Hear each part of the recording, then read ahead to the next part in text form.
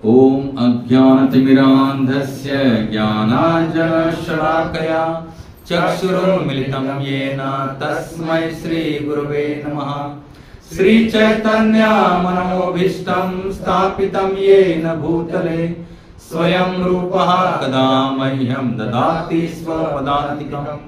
नमो ओम विष्णुपदाय कृष्णपृष्ठाय भूतले श्रीमते भक्तिवेदांत स्वामी नामे। नमस्ते सारस्वती देवे गौरवाणी प्रचारिणे निर्विशेषा शून्यवादी पाश्चात्य देशतारिणे। वाञ्छाकल्पतरुभ्यश्च कृपा सिन्धुभ्यैव च पतितानां पावनेभ्यो वैष्णवेभ्यो नमो नमः। हे कृष्णा करुणा सिंधो दीनबंधो जगत्पते गोपेश गोपिका कांत राधा कांत नमस्तुते।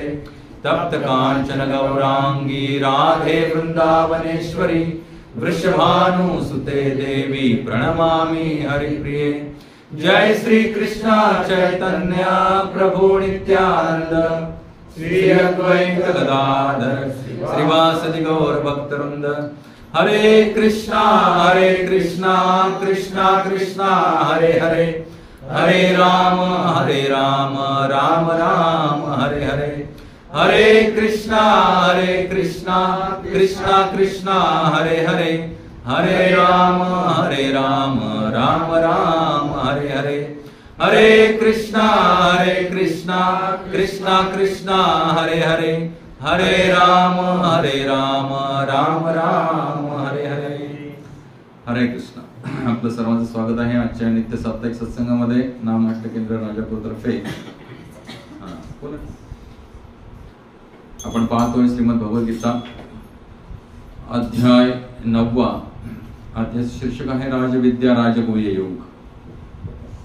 जे सगळ्यात श्रेष्ठ अशी विद्या आणि तेवढीच गुह्यतम अतिशय गोपनीय अशी विद्या जे की श्रीमद भगवद्गीतेचं ज्ञान आहे आणि त्यातही परम गोपनीय ज्ञान असं भगवंत इथे सांगतायत। त्यामुळे हे किती महत्वाचं ज्ञान आहे याचं आपण या आजच्या सत्राच्या सुरुवातीला ध्यानात घ्यावं। मागच्या सत्रामध्ये आपण पाहिलं होतं की श्री राधा श्यामसुंदर भगवान की जय हो।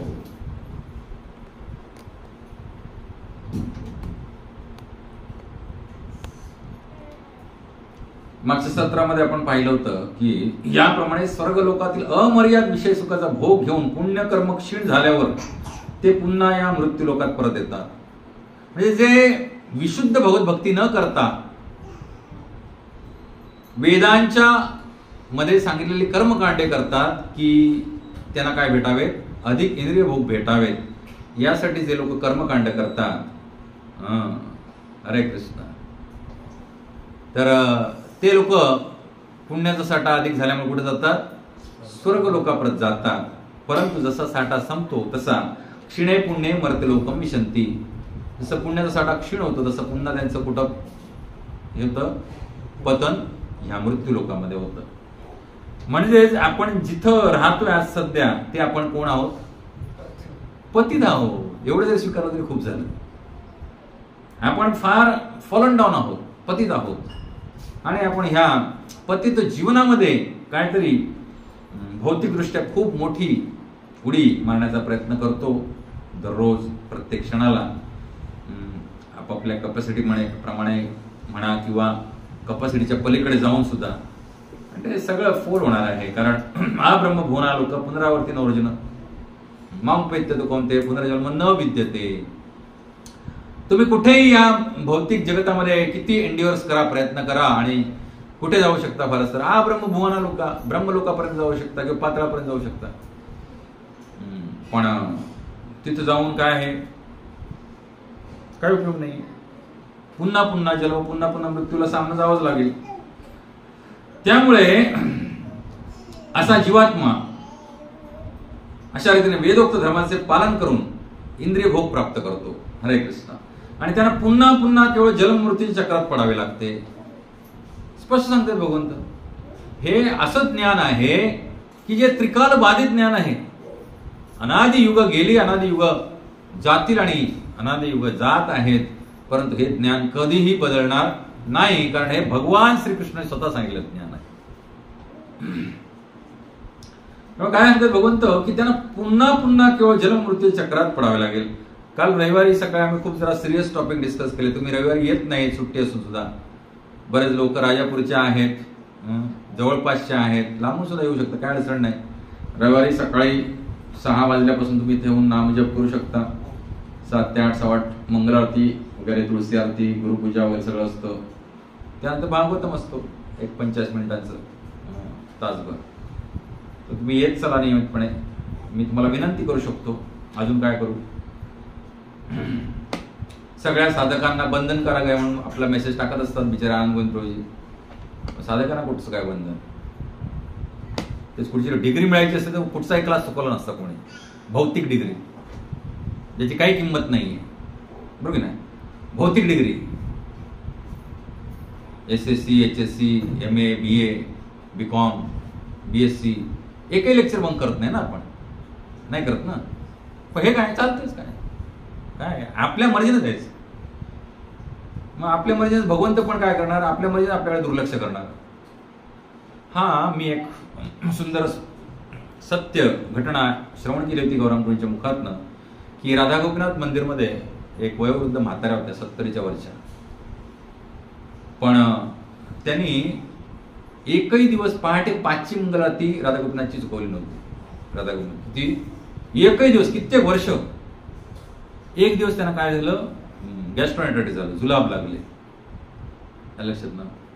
त्यामुळे तो एक दिवस त्यांना फक्त मंगल आरती चुकली, एवढ्या म्हातारपणी. आणि ते राधा गोपीनाथ मंदिरच्या जवळपास काय वस्ती नाहीये भक्तांची. लांबून लोक गाडीने येतात, टॅक्सीने येतात, ट्रेनने येतात, चालत येतात. तर तशा त्या माताजी बिचारा वयोवृद्ध माता 70च्या वरच्या म्हातारी रोज राधा गोपीनाथच्या मंगलातला जायच्या, लक्षात. आणि त्यांना एवढं चुकल्यासारखं झालं की एक दिवस मला मंगल आरती चुकली तर आम्ही तुम्हाला एक रविवार बोलवतो राव. तुम्हाला यायचंच नसेल तर मग बंदच करून टाकूया ना. कशाला सत्संग पाहिजे जर तुमच्या जीवनामध्ये परिवर्तनच करून घ्यायचं नसेल तुम्हाला तर. We will stop this all this things. असे काय मला कुठचं वरचं बंधन नाहीये. तर तुम्ही सगळ्यांनी यावं, इथं भक्तिभजन चांगलं करावं, प्रेमानं जगवायसाठी हे आपण उपक्रम करतोय ना. तुम्हाला ज्ञान जे आहे हे या भौतिक जगतातल्या कुठच्याही डिग्रीपेक्षा जबरदस्त असं ज्ञान आहे, म्हणून त्याला राजविद्या म्हटलंय.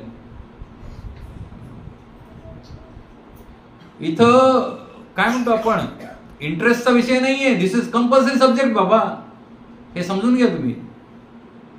There is no other way. दुसरा कोणताही मार्ग नाहीये. नातर परतोर पाया सर्व वेदेश दृश्य ते सांगितलंय शास्त्रामध्ये. हरिभजना विना दुसरा कोणताही मार्ग नाहीये जीवाला साल्वेशनचा. आणि हरिभजन म्हणजे काय, सोमवारच तुम्ही एकदा आलं कसं तरी ओढून ताणून असं नाही अर्थ ना त्याचा. बऱ्याच ठिकाणी आपण सत्संग घेतो, तिथं आपण सगळ्यांनी हजेरी लावली पाहिजे, हिरीनं आलं पाहिजे. सगळ्यात पहिलं घरी गेल्यानंतर रोज 16 माळा जप केला पाहिजे. त्या भगवंतांचा फोटो लावा घराच्या देवाऱ्यामध्ये राधाकृष्णांचा, आणि त्याला रोज पान, फूल, फळ अर्पण करायला सुरुवात करा. बघा किती परिवर्तन होणार तुमच्या जीवनामध्ये. थोडंफार फुलं घाला, त्याला पत्र घाला, पान घाला, पाणी घाला, भोग दाखवायला सुरुवात करा हळूहळू. एकदम करत काय बिघडत नाही, ऍटलिस्ट चालू तरी करा. तर मंगल आरती ही फार महत्वाची गोष्ट आहे. त्या म्हाताऱ्या माताजी होत्या बिचाऱ्या, त्यांना एक दिवस मंगल आरतीला काय भयानक जुलाब लागले होते.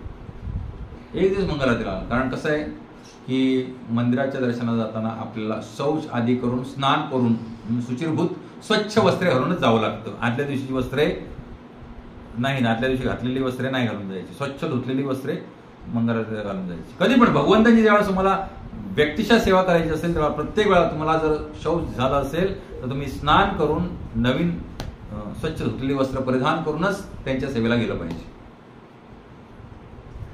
तर बघा ह्या वयोवृद्ध कालामध्ये त्यांना एवढं वाईट वाटलं. का वाईट वाटलं? कारण त्यांचं प्रेम आहे त्याच्यावरती, भगवंतावरती. अजून एक सुंदर सत्यकथा जी बाकी बिहारी टेम्पल मध्ये घडली होती ती सांगतो तुम्हाला. एक म्हातारे साधू बाबा होते, वयोवृद्ध होते आणि आंधळे झाले होते. त्यांना काही दिसत नव्हतं, काठी घेऊन चालायची टप टप. पण त्यांना सगळ्या गल्लोन गल्ली लोही बाजारच्या पाड होत्या, वृंदावनचे सगळे गल्ल्या रस्ते सगळं. तर ते रोज बाकी बेरे सगळ्यात लेट मंगल आरती होती, तुम्हाला सांगून ठेवतो कधी म्हणून, क्योंकि लल्ला देरी से उठते है, असं तिकडे प्रेम भाव आहे. लल्ला आहेत ना ते उशिरा उठणार थोडेसे.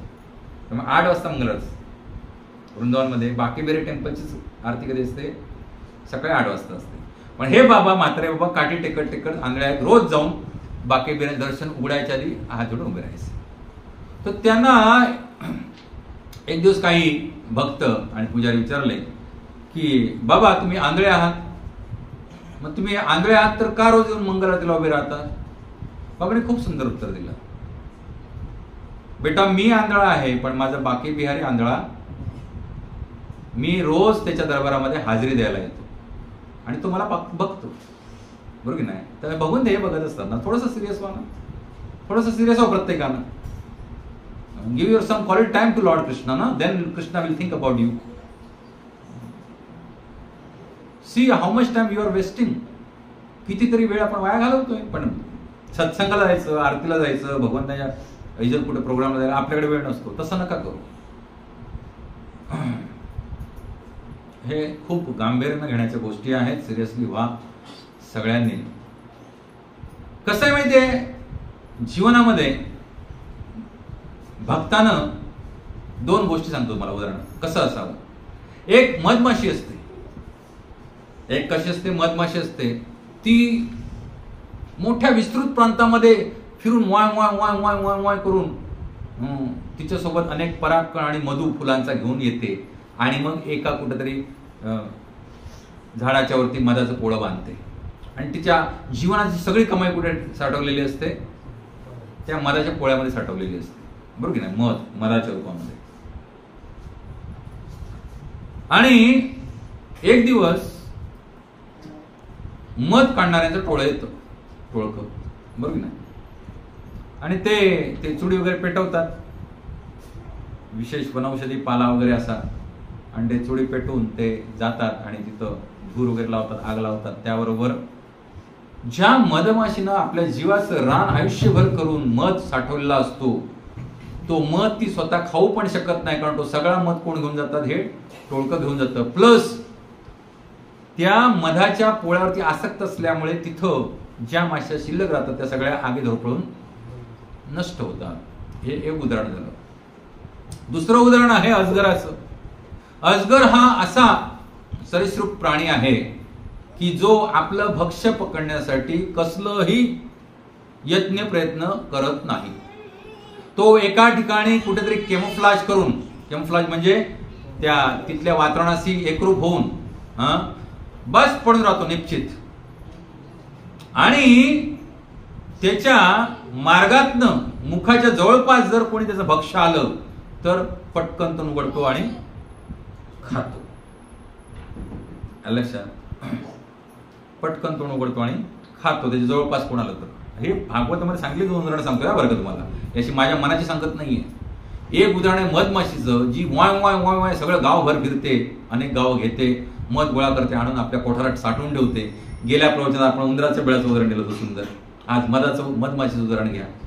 आणि ते मध तिला चाखता पण येत नाही आणि ते मधाच्या पोळ्यावरती आसक्त असल्यामुळे काय होतं? तिचा जीव जातो. आणि एक आहे अजगर, जो बस निश्चिंत पोहलेला आहे जाग्यावरती, कसली त्याला चिंता नाहीये. भक्ष्य आलं तर पटकन गप्पन खायचं आणि परत झोपी जायचं. तर भौतिक दृष्ट्या आज बरेचसे लोक जे आहेत ना, हे मधमाशीप्रमाणे सक्रिय आहेत. ते भरमसाठ कावाड कष्ट करत, भरमसाठ कावाड कष्ट करतायत आणि आपले कोठार भरायचा प्रयत्न करतायत. पण मृत्यूरूपी टांगती तलवार सदैव त्यांच्या मानेवरती आहे आणि त्रिविध प्रकारचे ताप सदैव त्यांना त्रास देण्यासाठी आसुसलेले आहेत. आणि सरते शेवटी त्यांची त्या मधमाशीसारखी काय होते? गत होते. एक तर जिवंत राहिला त्या होरपळण्यातनं तर मध निघून गेलेलं असतं, किंवा मध वाचवायला गेलं घरटं तर काय? जीव जातो. म्हणजे असं जे महाभयानक परिश्रम, रात्रंदिवस भगवत भजन न करता परिश्रम करून जर आपण धनच कमवायच्या मागे जर लागलो तर आपली अवस्था काय होणार, एक तर धन आपल्याला सोडून जाईल किंवा आपण धनाला सोडून जाऊ. धनाच्या दोनच गती आहेत, तिसरी गती नाहीये. एक तर धन आपल्याला सोडून जाईल किंवा आपण एक दिवस धनाला तिथेच ठेवून जाऊ. तिसरी गती आहे भगवंतांच्या सेवेप्रत्यर्थ अर्पण करणं, ही बेस्ट गती आहे. जे काय आपल्याकडे धन आहे ते भगवंतांच्या सेवेसाठी अर्पण करणं. आणि अजगराच्या वृत्तीचं राहणं, समाधानी. जो असमाधानी व्यक्ती आहे हृदयातनं तो कधीच भगवत भक्ती करू शकत नाही. जो असमाधानी आहे मधमाशीसारखा, त्याचं समाधानच कधी होत नाही. किती मधमाशा काम करतात तुम्ही डिस्कव्हरी किंवा नॅशनल जिओग्राफिक चॅनलवरचं कधीतरी त्यांचं हे बघा, फिल्म्स, मधमाशांवरती फिल्म्स असतात, किती काम करतात तुम्हाला सांगतो. सिस्टमॅटिक काम असतं सगळं त्यांचं. कॉर्पोरेट सेक्टरला लाजवेल असं मॅनेजमेंट असतं. इव्हन कॉर्पोरेट सेक्टरवाले ह्या मधमाशा आणि वाळवी किंवा मुंग्या कसं काम करतात ह्याच्यावरती अभ्यास करतात, की कसं बिझनेस एक्सपांड करायचा आपला, कसं काम वाढवायचं, हे करायचं, ह्याच्यावरती खूप अभ्यास करतात हे लोक. पण उपयोग काय आहे? काहीच उपयोग नाहीये.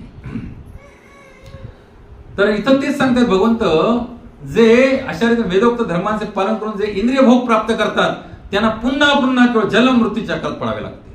काही उपयोग होत नाही. कुठचाही तुम्ही लोक प्राप्त करा, स्वर्ग लोक प्राप्त करा किंवा अजून काय कुठचं प्राप्त करा, किंवा इथं ह्या पृथ्वीतलावरती किती काही प्राप्त करा, पुन्हा पुन्हा मृत्यू, पुन्हा पुन्हा जन्म. मग भगवंत काय सांगतात बघा पुढे. आजचा श्लोक आहे तो, आज आपण सुरुवात करूया. श्रीमद भगवद्गीता अध्याय 9, अध्याय शीर्षक आहे राजविद्या राजभुज योग. आजचा श्लोक आपण पाहणार आहोत 22 पासून पुढे. श्री भगवान उवाच अनन्यास चिंतयन्तो माम् ये जना पर्युपासते तेषां नित्याभियुक्तानां योगक्षेमं वहाम्यहम्. श्री भगवान उवाच अनन्यास चिंतयन्तो माम् ये जना पर्युपासते तेषां नित्याभियुक्तानां योगक्षेमं वहाम्यहम्. श्री भगवान उवाच अनन्यास चिंतयन्तो माम् ये जना पर्युपासते तेषां नित्याभियुक्तानां योगक्षेमं वहाम्यहम्. श्री भगवान उवाच, भगवान श्री कृष्ण म्हणाले, अनन्य अनन्य भावाने इतर कोणताही हेतू नसणारे, चिंतयंतः चिंतन करून, माम माझ्यावर, ये जे जनः लोक, पर्युपासते योग्य प्रकारे उपासना करतात, तेषां त्या नित्य नेहमी अभियुक्तानां भक्तीमध्ये दृढ झालेले, योग आवश्यक किंवा गरजा, आवश्यकता किंवा गरजा, क्षेमम रक्षण, वहामी करतो, अहम मी. परंतु जे लोक अनन्य भक्तिभावाने माझ्या दिव्य स्वरूपाचे चिंतन करीत माझी उपासना करतात, त्यांच्या गरजा मी पूर्ण करतो आणि त्यांच्याकडे जे आहे त्याचे मी रक्षण करतो. बघा किती भगवान श्रीकृष्ण वचन देतात आपल्या भक्तांना. परंतु जे मगाशी मी सांगितलं ते जलमृत्यूच्या चक्रामध्ये गोटांगळ्या खात आहेत. परंतु असे पण माझे काही विशुद्ध भक्त आहेत जे अनन्य भक्तिभावानं, इतर कोणाची नाही तर केवळ आणि केवळ ज्यांना माझा ध्यास लागलेला आहे, भगवान श्रीकृष्णांचाच केवळ ज्यांना ध्यास लागलेला आहे, असे माझे भक्त अनन्य भक्तिभावानं माझ्या दिव्य स्वरूपाचे चिंतन करतात, सदैव करीत माझी उपासना करतात आणि त्यांच्या गरजा, अशा भक्तांच्या गरजा मी काय करतो, पूर्ण करतो आणि त्यांच्याकडे जे आहे त्याचे मी रक्षण करतो. काय पाहिजे अजून आपल्याला? काय पाहिजे अजून? आपल्या गरजा भगवंत भागवले आणि आपल्याकडे जे आहे त्याचं रक्षण केले. काय अधिक पाहिजे बरं? अधिक काय कमवून काय कुठं घेऊन जाणार आहोत? काही नाही. प्रामाणिकपणे केलं पाहिजे कुटुंबाचा प्रपंच चालवण्यासाठी. निश्चित कुटुंबासक्त होऊन नाही कारण कुटुंबासक्त झालं तर आपली परिस्थिती कशी होईल, मागच्या कथेमध्ये सांगितलेल्या उंदरासारखी होईल किंवा आजच्या कथेमध्ये सांगितलेल्या मधमाशीसारखी होईल. दोन्हीमध्ये गती शून्य, मायनस शून्य किंवा मायनस. तात्पर्य भक्तिवेदांत स्वामी श्री रूपवाद की जय. कृष्ण भावने वाचून ज्याला क्षणभरही राहत नाही तो दिवसातून 24 तास केवळ श्रीकृष्णांचे चिंतन करतो. हा, असे भक्त आहेत ज्यांना भगवान श्रीकृष्णांच्या शिवाय राहवतच नाही. एक क्षण जात नाही भगवंतांचं स्मरण झाल्याशिवाय. ते सदैव 24 तास 365 दिवस कोणाच्या चिंतनात असतात, भगवंतांच्या चिंतनात असतात सदैव. कितीतरी आपल्याकडे संत महात्मे होऊन गेले महाराष्ट्र प्रांतामध्ये, भारतवर्षामध्ये, की जे अखंड परमेश्वराचं चिंतन करण्यामध्येच त्यांना स्वारस्य होतं. जसं की मागच्या सोमवारी मी तुम्हाला कथा सांगितली होती. कोणी सांगितली होती? कुरेशची सांगितली होती ना.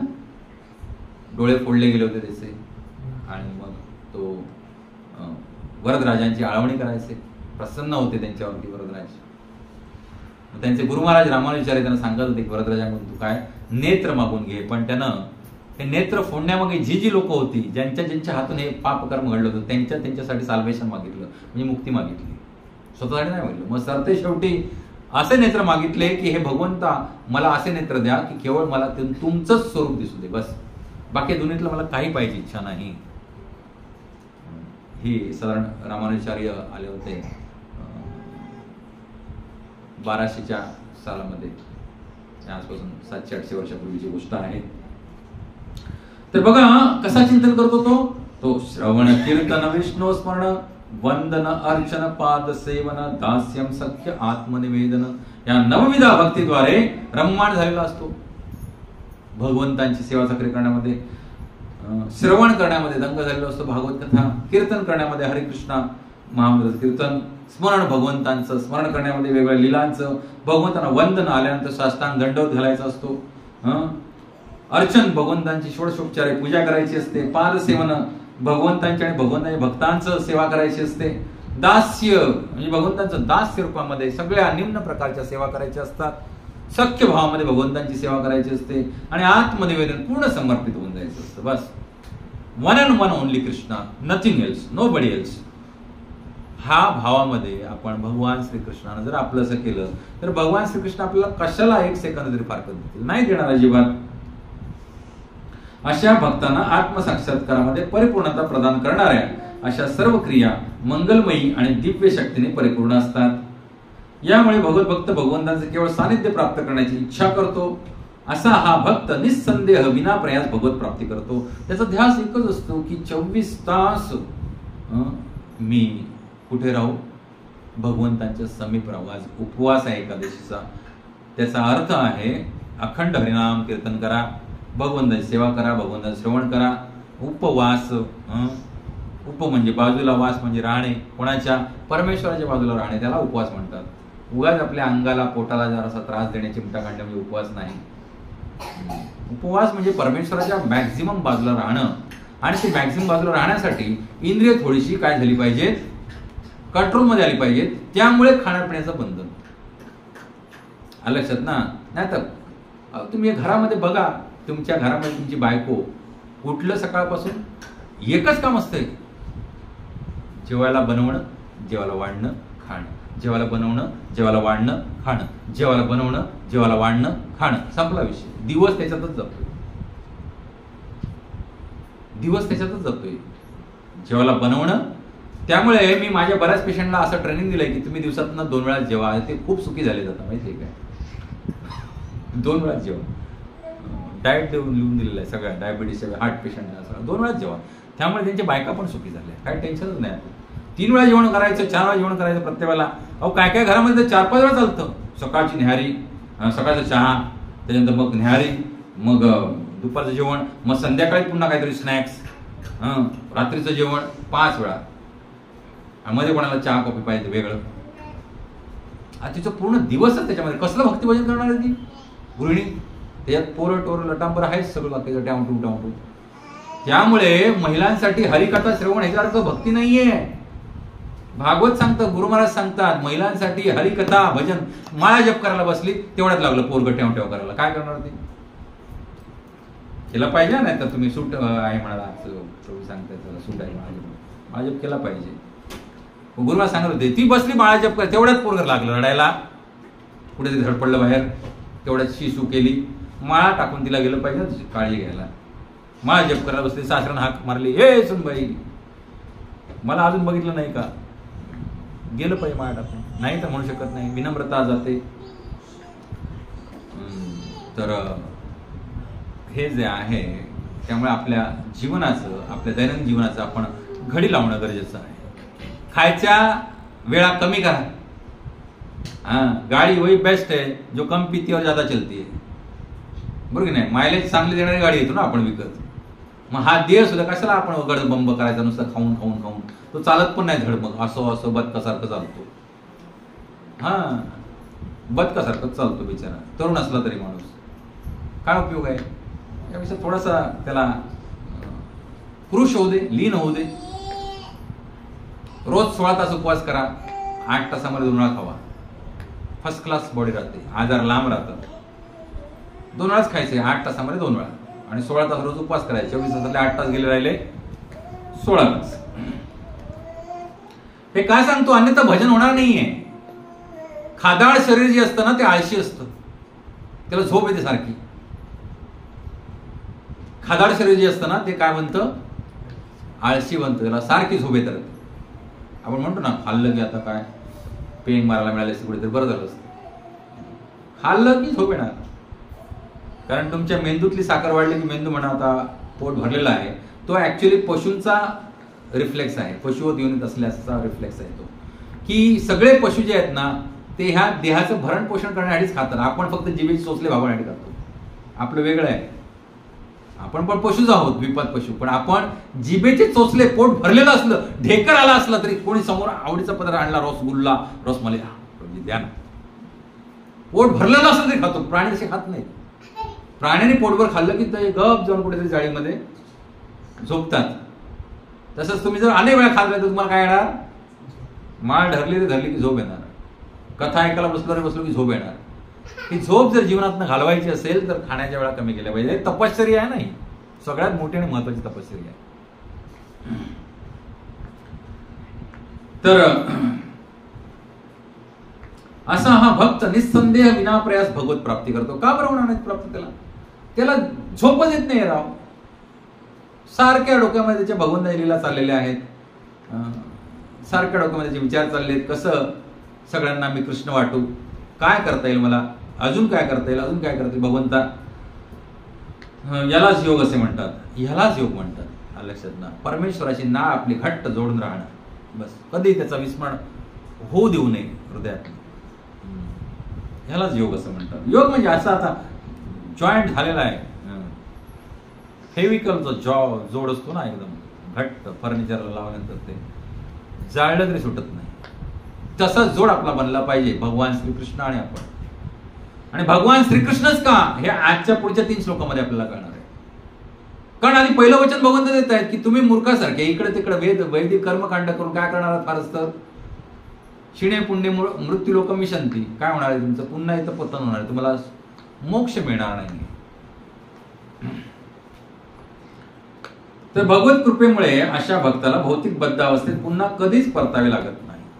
आणि मग अशा भक्तावरती भगवंत कृपा करतात जो 24 तास अखंड परमेश्वराचं स्मरण, चिंतन, भजन, जप, सेवा चाकरी करण्यामध्ये रत आहे. त्याला भगवंत कधीच फारकत देत नाहीत आणि मृत्यू समय त्याला आपल्यासोबत घेऊन जातात. आणि अशा भक्तासाठी मृत्यू म्हणजे एक सोहळा असतो, दर्दनाक कहाणी नसते. इतर लोकांसाठी मृत्यू म्हणजे भयानक दर्दनाक कहाणी असते.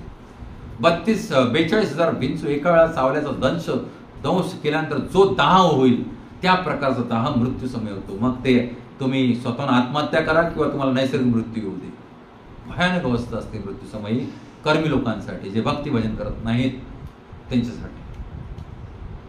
42,000 scorpions biting at a time and the pain you will be suffering like that. हरे कृष्णा कृष्णा कृष्णा हरे हरे, हरे राम राम राम हरे हरे. हरे कृष्णा कृष्णा कृष्णा हरे हरे, हरे राम राम राम हरे हरे. योगक्षेमम वहाम्यम भगवंताने सांगितले ते. ह्या श्लोकाची व्याख्या बऱ्याच वेळा केलेली आहे, पण मला आठवत नाही किती वेळा केली तरी प्रत्येक वेळा काहीतरी वेगळंच रसायन येत असते बाहेर. तर भगवंत सांगते क्षेम म्हणजे भगवंतांचे अहैतुकी संरक्षण होणे. आपल्या भक्ताचं भगवंत सदैव रक्षण करत असतात, सदैव आउट ऑफ द वे जाऊन रक्षण करतात. अनेक भगवंतांच्या लीला आहेत आपल्या भक्तांबरोबर की ज्यामध्ये भगवंताने आपल्या भक्ताचं आउट ऑफ द वे जाऊन काय केलंय, रक्षण केलेलं आहे. द्रौपदीचं वस्त्रण चाललं होतं भर त्या कौरवांच्या सभेमध्ये. पांडव द्रौपदीला हरले होते, सगळं राज्य हरले होते, सगळं सैन्य हरले होते आणि तिला त्या दुःशासनानं फरफडत आणलं आणि तो तिची वस्त्र फेडू लागला आणि द्रौपदी आपला पदर घट्ट धरून प्रयत्न करत होती, पण त्या नराधमाच्या ताकदीसमोर तिचं काय चालेल ना. ती सगळ्यांना याचना करू लागली तिथे असलेल्या सभेमध्ये. पितामह भीष्म, कृपाचार्य, द्रोणाचार्य, आपले पतिदेव राजा धृतराष्ट्र जो आंधळा होता, पण त्याचे बुद्धीचे डोळे मात्र लख्ख होते. नुसताच दाखवायला आंधळा होता तो, अप्पल पोटा होता. एक धर्मक्षेत्रे कुरुक्षेत्रे मामका पांडवाशी, माझे पुत्र. मरायला टेकला तरी आशा केली नव्हती, माझे पुत्र, माझ्या पुत्रांचं भलं झालं पाहिजे. आणि ह्या आशेपोटीच महाभारत घडलं. एक सट करून कानाखाली वाजवली लहानपणी दुर्योधनाच्या, तर काय झालं असतं महाभारत? नाही झालं असतं. पण माझ्या पुत्रांना राज्य मिळालं पाहिजे ही आशा, पांडुपुत्रांचा हक्क मारून तो सभेमध्ये एक बोलायचा आणि कट कारस्थान करताना एक बोलायचा. महाराज खूप डिटेल वर्णन आहे. कट कारस्थान करताना वेगळं बोलायचा, सभेमध्ये एक बोलायचा. असे ज्या व्यक्ती असतात त्या फार धोकादायक असतात. ज्यांचं ओठावरती एक, पोटात एक, हृदयात एक, महाभयानक. अशा प्रकारचा धृतराष्ट्र होता. सगळ्यात कपटी शकुनी मामा होता तो धृतराष्ट्रच होता.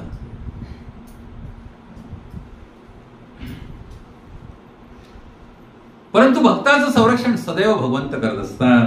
योगाद्वारे कृष्ण भावनेची प्राप्ती होण्याकरता भगवंत भक्ताला सहाय्य करतात, पदोपदी सहाय्य करतात. आणि जेव्हा भक्त पूर्णपणे कृष्ण भावना भावित होतो तेव्हा त्याचे दुःख पूर्ण बद्ध अवस्थेत पतन होण्यापासून रक्षण करतात.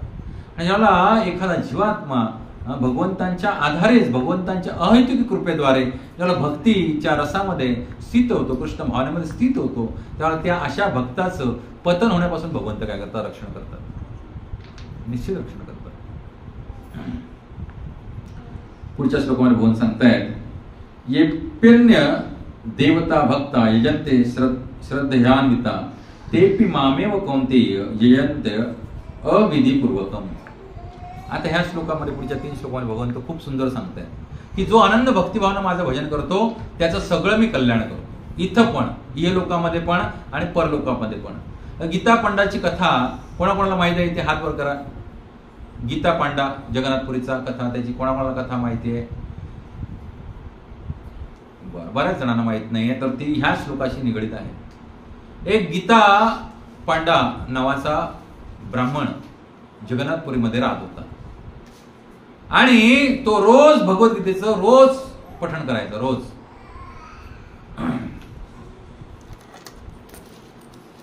आणि थोडंफार भिक्षुकी करून आपल्या उदरनिर्वाह चालवायचा. थोडीफार भिक्षुकी करायचा आणि आपला उदरनिर्वाह चालवायचा. तर त्या गावामध्ये खूप मोठा दुष्काळ पडला आणि ओला दुष्काळ पडला. त्यामुळे गीता पांडा म्हणाला, आता पाऊस एवढा धोधो पडतोय तर आता बरं झालं, बाहेर जायची पण गरज नाही, मी आता बसून 24 तास काय करेन, भगवद्गीता वाचेन.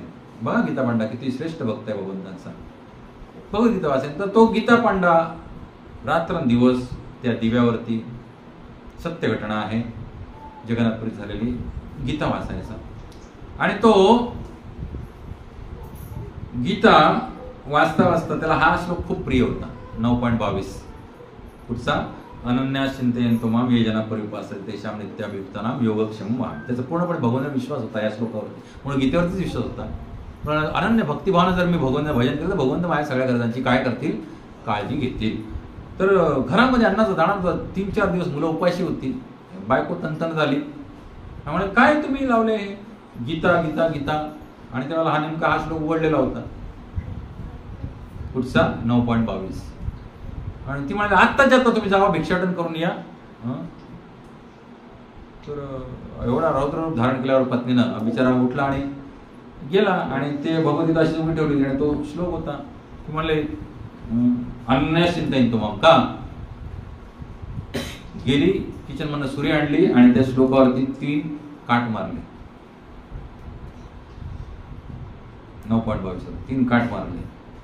असं कसं भगवंत चरितार्थ चालवतो भक्ताचा, आणि माझं येड हा श्लोक मला दाखवते आणि म्हणतंय मी काय भगवंत चालवतील माझं चरितार्थ, मी 24 तास भजन करणार. बघा आपल्याला डेअरिंग आहे का असं करायची, बायकोला सांगायची मी 24 तास भजन करणार, माझं चरित्र भगवंत चालवतील. विश्वास नाही आपल्याला ना, आहे का विश्वास? आपल्याला नाही विश्वास. कसा येणार? कारण आपण साधं 16 माळा जप करत नाही, येणार कसा विश्वास? मंगलारतीला येत नाही, सत्संगाला येत नाही, आलो एक सोमवार दुसऱ्या सोमवार दांडी मारतो. भरपूर कारण असतात आपल्याला. काही मोजकेच भक्त आहेत जे नियमितपणे सत्संगाला येतात, निश्चित त्यांना त्या आजीबाईंसारखा निश्चित लाभ होणार नाही असं नाही. तर हा गेला बिचारा आणि हिनं काठ मारले. तर भगवान जगन्नाथ तिकडे चैन पडे ना, आता काय माझं ब्रीदवाक्य तर ठरवलं पाहिजे, सार्थ केलं पाहिजे. मग जगन्नाथपुरीमध्ये कोण कोण आहेत? 3 रूप कोणते आहेत? भगवान श्रीकृष्ण, बलरामजी आणि सुभद्रामय्या त्याची बहीण. मध्ये पिवळ्या आहेत त्या सुभद्रामय्या, इकडे आहेत ते बलरामजी पांढरे आणि काळे आहेत ते जगन्नाथजी. तर कृष्ण आणि बलराम उठले आणि आपल्या कोठारगृहात गेले. तिथं भरपूर असे सगळ्या धनधान्यानं 2 गोणी भरल्या आणि बालरूप घेतलं, एक सावळा आणि पांढरा बलरामजी, आणि आले खांद्यावरती मारून. त्यांना माहिती झाला काही भिक्षा मिळणार नाही कारण सगळीकडे दुष्काळ पडलेला आहे. आले आणि दुपारी 2 वाजता टकटक केले, दरवाजा उघडला. कोण बाबा ना तुम्ही? आम्ही तुमच्या पतीच्या मित्रांना आम्हाला पाठवले, तर हे धान्य ठेवून घ्या आणि याच्यापासून तुम्ही काय करा, तुमच्या कुटुंबाचा उदरनिर्वाह चालवा. तुमच्या पतीच्या मित्रांना आम्हाला पाठवलंय.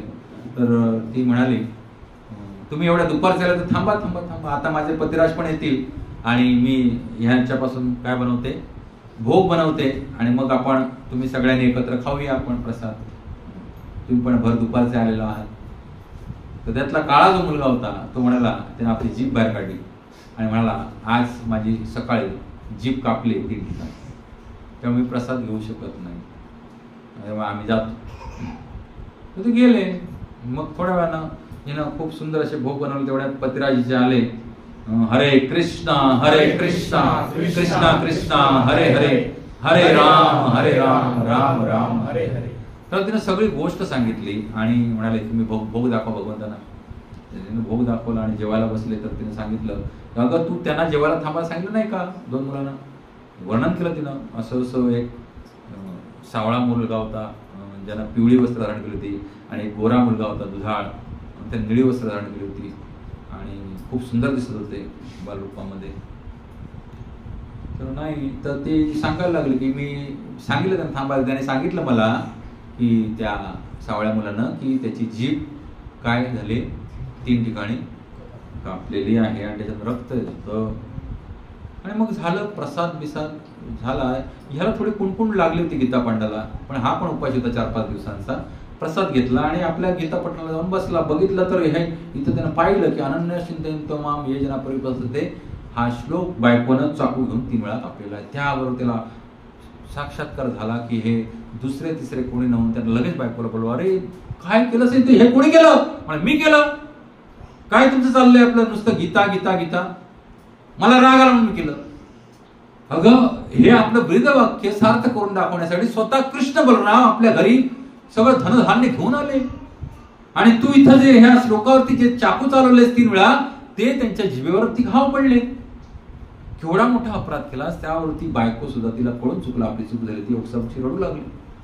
आणि दोघंही भगवंतांच्या प्रेमामध्ये एवढे डुंबून गेले की ती म्हणाले आपल्या मुलाबाळांसह लगेच गीता पांडा जगन्नाथाच्या दर्शनाला गेला पुरीमध्ये. आणि मग जसं जाऊन हे सगळे उभे राहिले जगन्नाथ दर्शनाच्या समोर, अतिशय दिव्य प्रेमोन्मादामध्ये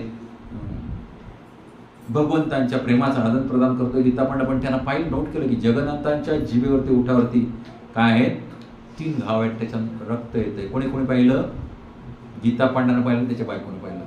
त्या बायकोला कळून चुकलं की भगवंत आपलं ब्रीदवाक्य कधीच फोल ठरवत नाही. हा असा दृढ विश्वास जर तुमच्या हृदयामध्ये आला तर तुम्ही 100% भक्ती करणार, अन्यथा नाही करणार. साधू संतांना हा दृढ विश्वास होता की पांडुरंग आमचा चरितार्थ चालवेल, कुंभाराचं चक्र पांडुरंग चालवेल, घडे बनवेल, सगळं करेल. तुकाराम महाराज चिंता नव्हती म्हणून त्या डोंगरावर जाऊन बसायचे ना दिवसभर, पांडुरंग चरितार्थ चालवेल. तुम्हाला मागे मी लांजेकरच्या घरामध्ये रघुबीराची कथा सांगितली होती. किती भिकारी होता तो, आणि जसा भक्तीला लागल्या बरोबर काय झालं, त्याचं घर नुसतं धनधान्यानं भरून गेलं. अरे एवढंच काय, तो साक्षात राजा आला तिथे, राजाने त्याला दत्तक घेतलं.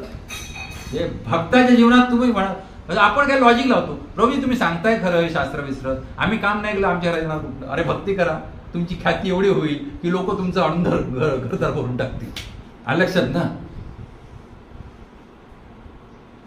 तुमची ख्याती एवढी होईल भगवंताच्या कृपेने जर अनन्य अचिंतन तुम्हाला याप्रमाणे जर भक्ती केली. एवढी ख्याती होते भक्ताची की त्याला त्याच्या प्रपंच चिंताच राहत नाही. सगळी दुनिया त्याचा प्रपंच चालवायला लागते. बघा प्रभुपाद फक्त 40 रुपये घेऊन गेले, ते पण न चालणार आहे. ते पण प्रभुपाद लीलामृतमध्ये आहे की 40 रुपये सुद्धा प्रभुपादाने आपल्या धाकट्या मुलाला देऊन टाकले, ते पण घेऊन गेले नाही. 40 रुपये त्यांच्याकडे होते. गेले आणि 2-4 वर्षांमध्ये $400 करोड प्रॉपर्टी जमा करून घेऊन आले जगभर. 2-4 वर्षांमध्ये इकडचे व्यापारी आले मेहता, ते म्हणतात तुम्ही काय असं केलं नक्की मला सांगा. अमेरिकेत गेला आणि केलात काय? प्रभू म्हणतात मी अमेरिकेत गेलो आणि कर्तल घेतलं, झाडाखाली बसलो आणि हरे कृष्णा कृष्णा कृष्णा हरे हरे, हरे राम राम राम हरे हरे. बोला हरे कृष्णा कृष्णा कृष्णा हरे हरे, हरे राम राम राम हरे हरे. मी एवढं केलं म्हणाले. नाही तुम्ही नक्की काय केलं ते सांगा मला. त्याला विश्वासच बसेल. टॉम्स्किन स्क्वेअर पार्क मध्ये त्या झाडाखाली बसून कीर्तन केलं आणि सगळे हिप्पी लोक येऊन गोळा झाले, नाचायला लागले, रोजना यायला लागले, सत्संगाला यायला लागले, प्रसाद खायला लागले, सेवा करायला लागले, डोनेशन द्यायला लागले हळूहळू. अशा प्रकारे बघता बघता ज्याच्या खिशामध्ये 40 भारतीय रुपये होते त्याच्याकडे त्या 70 वर्षाच्या म्हाताऱ्याकडे किती रुपयाची प्रॉपर्टी झाली? $400 करोड होते. हे तुम्ही काहीतरी फेक सांगा, तुम्ही नक्की काय केलं ते सांगा. बरोबर म्हणाला पुन्हा हरे कृष्णा कृष्णा कृष्णा हरे हरे, हरे राम राम राम हरे हरे. अजून काय नाही केलं? तुम्ही काय खोटं बोलते, लपवते माझ्यापासून. बरं म्हणतो मला म्हणतो भरपूर टेन्शन आहे, मला झोप येत नाही. काय आहे प्रॉब्लेम? काय माझ्या म्हणतो डझनभर फॅक्टरी आहेत आणि त्या फॅक्टरी सगळं मॅनेजमेंट रात्रंदिवस करून मी वैतागलो, मला झोपच येत नाही. प्रभात म्हणाले एक काम कर, त्या सगळ्या फॅक्टरी कोणच्या नावे करून टाक, शांत झोप येते. नको नको तुमचा हरे कृष्ण नको मला, मी माझा बरा आहे. त्याला तुझी धूम पळाला तो तिथनं. ती मधमाशासारखी गोष्ट आहे, उंदरासारखी. आपल्या हृदयाचं समाधान जिथं नाही तिथं तुम्ही किती यत्न प्रयत्न करा, काही उपयोग नाही त्या गोष्टींचा. केवळ ज्याच्या हृदयामध्ये ज्याचं समाधान आहे, शांती आहे, तोच खरा सुखी व्यक्ती आहे, भौतिक जगतामध्ये किंवा कुठेही त्रैलोक्यामध्ये. तर भगवंत सांगताय इथे की गीता पांडेची आपली गोष्ट चालू होती. तर ते गेल्यानंतर ती गोष्ट पूर्ण झाली ना आपली. येस. त्याच्या पुढच्या श्लोकामध्ये भगवान सांगताय हे कौंतेय, जे लोक इतर देवतांचे भक्त आहेत. इतर देवतांचे भक्त काय आहेत? तुम्ही इतर कोणत्याही मंदिरामध्ये जावा, काय झालं? हा जिभेला कटिंग झालं, ते फक्त लीला होती ना. नवरा बायकोलाच दाखवलं त्यांनी. ते भगवंताला कोण मारू शकतो राव? आणि कोण कापू शकतो? अरे आत्म्याचं स्वरूप आहे, त्याला ना भिजवतायत, ना वाळवतायत, ना सुकवतायत, ना भाजतायत, ना चालतायत, ना कापतायत. भगवंताला कोण कापू शकतो? ती लीला होती तिच्या पत्नीचे डोळे उघडण्यासाठी. लक्षात तुमच्या अशा भगवंत अनेक लीला करतात. जसं की परवा मी सांगितलं होतं, पितामह भीष्माने एवढे बाण सोडले, भगवंतांचं कवच तुटलं आणि भगवंत रक्तबंबाळ झाले. अरे जे भगवंत कालिया नागाच्या विषामुळे सगळे त्यांचे पशु मित्र ग्वालबाल बेशुद्ध पडले, त्यांना नुसता दृष्टीपाठ टाकून काय करतात? जिवंत करतात. त्या भगवंत कोण कसं कापू शकतो? भगवंतांना एवढंच दाखवायचं होतं की अशा प्रकारे द्वेष करू नका शास्त्रांचा. शास्त्र सत्य आहेत, शास्त्र स्वरूप मी आहे. त्यामुळे शास्त्राला जर तुम्ही अवहेलना केलात, आपल्या जसं नामापराध मध्ये पण आहे ना, वैदिक शास्त्रांचं काय करणे? खंडन करणे. शास्त्र म्हणजे भगवंत आहे. जर भगवंत बोलले हे असं आहे तर ते तसंच आहे. वैदिक शास्त्रांचं खंडन करणं किंवा वैदिक शास्त्रांना मायथॉलॉजी म्हणणं किंवा वैदिक शास्त्रांना कल्पनाविलास म्हणणं ह्याच्यासारखं जघन्य अपराध नाही. खूप ठाम सिद्धांत आहेत शास्त्रांचे आणि ते भगवंत मुखात आलेले आहेत ना. तर भगवंत सांगतात, हे कोणते? जे लोक इतर देवतांचे भक्त आहेत आणि जे त्यांचे श्रद्धेने पूजन करतात ते वस्तुतः माझेच पूजन करतात, परंतु त्यांनी त्यांची ती आराधना चुकीच्या मार्गाने केलेली असते. तुमचं काय प्रश्न असेल तर आपण लेक्चरच्या नंतर घेऊया, काळजी करू नका. भगवंत काय सांगताय? जे इतर देवी देवतांची भजन पूजन करतात ते ऍक्च्युली माझीच भजन पूजन करतायत, पण त्यांची ती पूजा विधी काय? अविधीपूर्वक म्हटलं इथं. यजंत्य अविधीपूर्वकम. ती विधीपूर्वक भजन नाही आहे, ते अविधीपूर्वक आहे. तुम्ही बघा कुठच्याही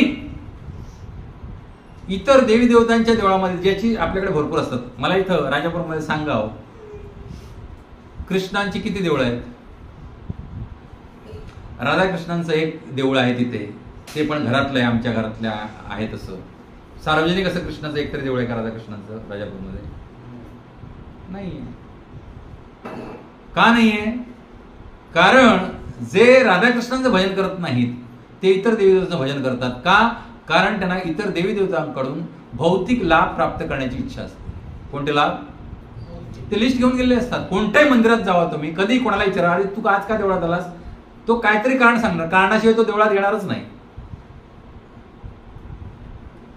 श्रावणातले सोमवार काय एवढी रांग असते? भगवान शंकर आहे. कारण ते श्रावणी सोमवार केले की भगवान शंकर प्रसन्न होऊन आपलं काय करतात? भरभराट करतात.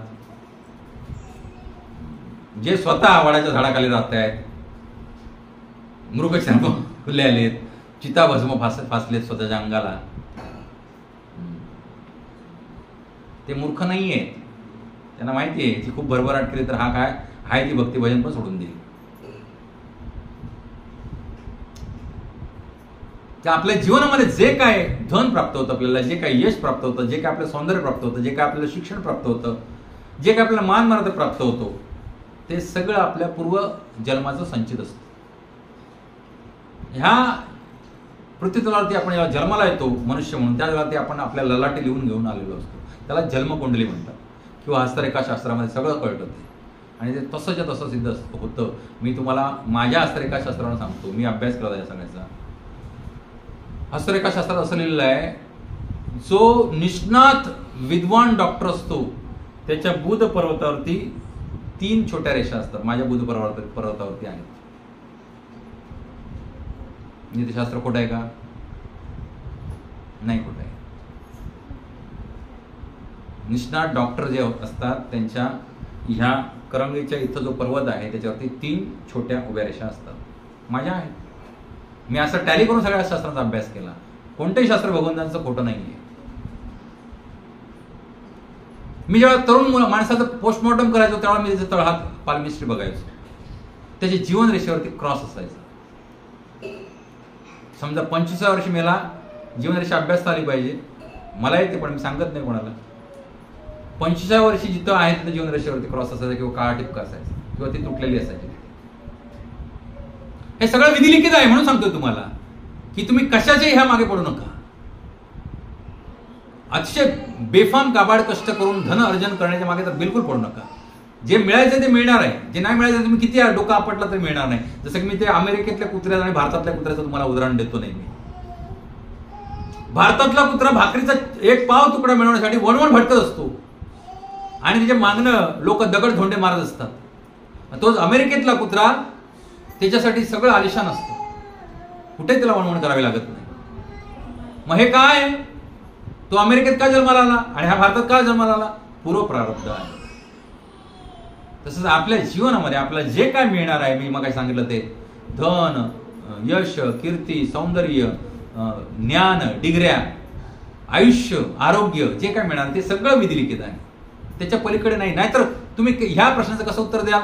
जन्मताच काय बालकं मरतात, ह्या प्रश्नाचं उत्तर कसं द्याल तुम्ही? त्यांचं पूर्वसंचितच तेवढं होतं ना.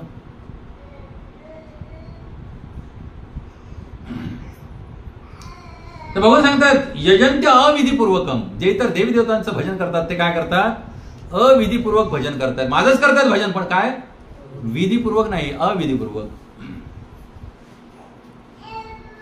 भगवान श्रीकृष्ण सांगतात की देवतांची उपासना करणारे जरी अप्रत्यक्षपणे माझीच उपासना करीत असले तरी ते फार बुद्धिमान नाहीत, ते कमी बुद्धीचे, अल्प मेधसाम आहेत, म्हणून इतर देवी देवतांची उपासना करतायत. उदाहरणार्थ जेव्हा मनुष्य वृक्षाच्या मुळाशी पाणी न घालता वृक्षाच्या पानांना आणि फांद्यांना पाणी घालतो तेव्हा तो पुरेशा ज्ञानाच्या अभावी किंवा नियामक तत्वांचे पालन न करता असे करतो. एखादा मूर्ख व्यक्ती आहे, त्याच्या दारामध्ये फळ देणारं झाड आहे, फुलं देणारं झाड आहे, तर तो काय करतो? मला या फांद्यांच्या टोकापासून फळं मिळतात आणि काय मिळतात? फुलं मिळतात, म्हणून तो स्प्रे घेतो आणि फांद्यांना पानांना काय करतो? स्प्रे मारतो पाणी, आणि मुळाशी पाणीच घालत नाही.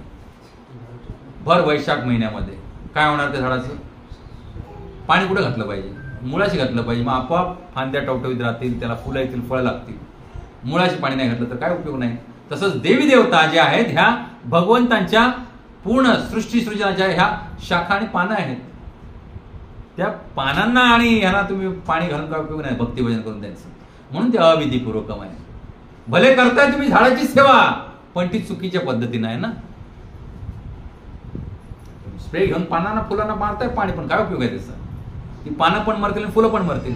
देवी देवता संतुष्ट नाही होणार त्यांची सेवा केल्यामुळे, कारण त्यांना भरण पोषणच मिळत नाही. कारण यज्ञ म्हणजे भगवान श्री विष्णू. प्रत्येक यज्ञ जो आहे तो भगवान श्री विष्णूंसाठीच अर्पित केला गेलेला आहे.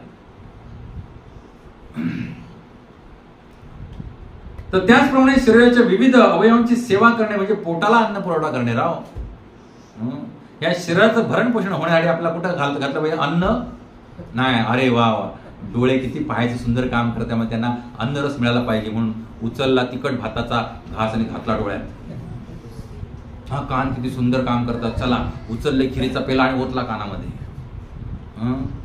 हातपाय भरपूर काम करतात म्हणून धरलं हात आणि भरवतोय असं असं असं पायाला घालतोय, पोटाला घालतोय, इकडे घालतोय. कुठं घातलं पाहिजे?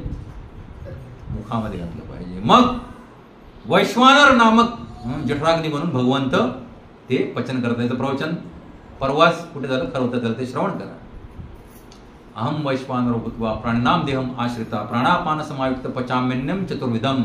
4 प्रकारचं अन्न पचवण्याचं काम प्रत्येक जीवाच्या जठरामध्ये मी स्वतः करतो. भगवान श्रीकृष्ण किती काळजी घेतात भगवंत आपली प्रत्येक क्षणाला. त्यांनी जर स्टॉप केलं आपलं कार्य करायचं, आपण मरून जाऊ. किती काळजी आहे. तर देवता या भगवंतांच्या प्रशासनातील निरनिराळे अधिकारी निर्देशक आहेत. देवता म्हणजे कोण आहेत? सगळ्या देवता हे प्रशासकीय अधिकारी आहेत नेमलेले भगवंतांनी. हे या भौतिक जगताचं कार्यकाळ जे काम आहे ते सुरळीत चालावं म्हणून मनुष्याला शासनाचे नियम पाळावायचे असतात. पदाधिकाऱ्यांनी किंवा निर्देशकांनी केलेले नव्हे. मनुष्याला शासनाची नियमावली बनवलेली आहे ती फॉलो करणं गरजेचं आहे. त्याच्यातला लोकल कोणतरी अधिकारी पदाधिकारी सांगतोय त्याला संतुष्ट करून काय उपयोग नाही होणार. थोडाफार फायदा होईल क्षणिक कालावधीसाठी, पण ज्याला मोठा गुन्हा घडेल त्याला शासन करते त्याला काय करतील? अटक करतील. तसंच आहे आपल्या जीवनामध्ये. आपण अनेक देवी देवतांना संतुष्ट करण्याचा प्रयत्न केला तर क्षणिक लाभ होईल आपल्याला, पण शासन करते कोण आहेत? प्रमुख शासन करते यमराज जी आहे. मृत्यू समय ते बरोबर येतील तुम्हाला. आणि दुसरे शासन करते आहेत शनी महाराज, ते पण लेखाजोखा ठेवत असतात सगळ्या पापी माणसांचा. दोघेही सख्खे भाऊ आहेत. आणि कोणाचे भाऊ आहेत? यमुना देवीचे, भगवान श्रीकृष्णांची पत्नी यमुना देवी. तर खूप सुंदर अॅनॉलॉजी आहे. जर तुम्ही भगवान श्रीकृष्णाला प्रसन्न केलात तर आपोआपच यमराज आणि शनी महाराज शांत होतील ना. कारण ते काय म्हणतील, ज्याला तुमची केस त्यांच्याकडे जाईल तेव्हा ते म्हणतील की हा आमच्या भाऊजींच्या गोठातला आहे, ह्याला जर आज आपण त्रास दिला तर भाऊजी उद्या बहिणीला काय करतील, त्रास देतील आणि आपल्या बहिणीला त्रास होईल. त्यामुळे या भाऊजींच्या गोठातल्या माणसाला आपण त्रास देऊन उपयोग. कोण म्हणतील, जे पनिशमेंट देणारे दोन देवता आहेत प्रमुख, कोण, यमराज आणि शनिदेव. हे दोघेही भाऊ आहेत, सूर्यपुत्र आहेत दोघेही, आणि ते भाऊ आहेत यमुना माईचे, जी भगवान श्रीकृष्णांची प्रमुख पत्नी आहे. त्यामुळे कृष्ण भक्तीमध्ये काहीच तोटा नाहीये राव. तुम्ही शनीच्या मूर्तीवरती दर शनिवारी जाऊन किती लिटर तेल आटवला तरी काय उपयोग होणार. कारण ते तेल आटवणारे जे लोक असतात ना, ते तेल आटवून आले की लगेच पिशवी घेऊन बाजारात जातात पापकर्म करायला. भगवान शनिदेव जे आहेत ना, ते सगळ्यात हात धुवून मागे लागतात पापकर्म करणाऱ्या लोकांच्या. मी मागे तुम्हाला माझ्या जीवनावरून सांगितलं होतं, 7.5 माझ्या आयुष्यात 2 आल्या, पण दर 30 वर्षांनी 7.5 येते, लक्षात ना. पण ह्या वेळेच्या 7.5 मध्ये माझी 2014 ते डिसेंबर 2021 काहीतरी 7.5 होती. ह्या पिरियडमध्ये माझ्या जीवनामध्ये आमूलाग्र पॉझिटिव्ह बदल झाले. निगेटिव्हिटी काही झाली नाही, आमूलाग्र पॉझिटिव्ह बदल झाले. कारण 7.5 जी असते शनीची 7.5, त्यामध्ये शनिदेव 5 असतात. जर हा पापकर्मामध्ये रत असेल तर 7.5चे महाभयानक परिणाम भोगावे लागतात. आणि जर तुम्ही भगवत भक्तीमध्ये राहत असाल तर तीच 7.5 काय होते, खूप सुंदर असं आपल्या जीवनामध्ये. त्यामुळे 7.5ला भक्तांनी घाबरायची गरज नाही, बिलकुल गरज नाही. आपल्या गोटातले आहेत ते. लक्षात ना. तर मनुष्याला शासनाचे नियम पाळायचे असतात, पदाधिकाऱ्यांनी किंवा निर्देशकांनी केलेले नव्हे. त्याचप्रमाणे मनुष्याने केवळ भगवंतांचीच आराधना केली पाहिजे. यामुळे आपोआपच भगवंतांचे पदाधिकारी आणि निर्देशकही संतुष्ट होतील. आपोआपच देवदेवता संतुष्ट होतील, बिलकुल. अधिकारी किंवा निर्देशक हे प्रशासनाचे प्रतिनिधी असतात आणि म्हणून त्यांना लाच देणे बेकायदेशीर आहे. गेला पेढ्याचा बॉक्स घेऊन, नाही त्याच्यापेक्षा आधी तो हाच असतो, काय असतोय, बिझनेसच असतोय. काही घेऊनच जात नाही, जातो पाया पडतो, देवा माझं अमकं काम होते मग मी तुला तमकं देईन. घेऊन पण काय गेलेलं नाही अर्पण करायला, पत्रम पुष्पम फलम तुला काय घेऊन. आणि याच्यापेक्षा अगोरी लोक असतात ते बोकड बिकड असला नवस बोलतात. आमच्याकडे घोडेमुखाला कोंबड्याची जत्रा असते, हजारो कोंबडे त्या घोडेमुखाच्या जत्रेच्या दिवशी कापले जातात. कुठे बोकडाच्या जत्रा असतात घाटावरती. कोणता बरं प्रसन्न होणार आहे असले जीव हत्या करून, अघोरी कृत्य ते. भगवंताची भक्ती केली तर आपण भगवान निश्चित प्रसन्न करू शकतो. आणि भगवंताचे सगळे जे आहेत अधिकारी देवी सगळे प्रसन्न होतात. आणि त्यामुळे त्यांना लाच देणे बेकायदेशीर आहे. देवी देवतांना जाऊन लाच द्यायची, अमकं माझं काम करा मग मी तमकं करेन तुमचं, 5 नारळाचं तोरण बांधेन. होळीला बरेच लोक गारणं घालतात, सत्यनारायणाची पूजा घालेन. ती सत्यनारायणाची कथाच आधी मुळात बोगस आहे. कुठच्या कोणात कधी आणि कोणी एंट्री केली काय माहिती. असं कुठंच नाही भगवान सांगितलं. सत्यनारायणाची कथा ऐकली नाही म्हणून तो गेला आणि मग त्याचा सत्यानाश झाला. प्रसाद घेतला नाही म्हणून गेला आणि त्याची बोट बुडली. मग सत्यनारायण कथा घातली, बोट वरती आली. त्याच्यातला एकच पॉझिटिव्ह भाग आहे, तो म्हणजे विष्णू सहस्त्र नामावली. हरे कृष्णा कृष्णा कृष्णा हरे हरे, हरे राम राम राम हरे हरे. त्यामुळे कोणत्याही भीतीपोटी केलेलं कर्मकांड काही उपयोगाचं नसतं कोणाचे. भगवान प्रेम तुम्हाला, अरे मी किती प्रेमाने काकोडीनं म्हणजे आटापिटा करून मी सांगायचा प्रयत्न करतोय तरी पण तुमच्या हृदयात प्रेम जागृत होत नाहीये. का?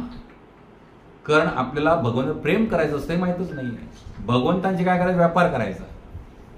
ते पण चालतंय. भागवतमच्या 2ऱ्या स्कंदामध्ये 3रा अध्याय 10वा श्लोक, अकाम सर्म कामोवा मोक्ष कामोवा उदारधी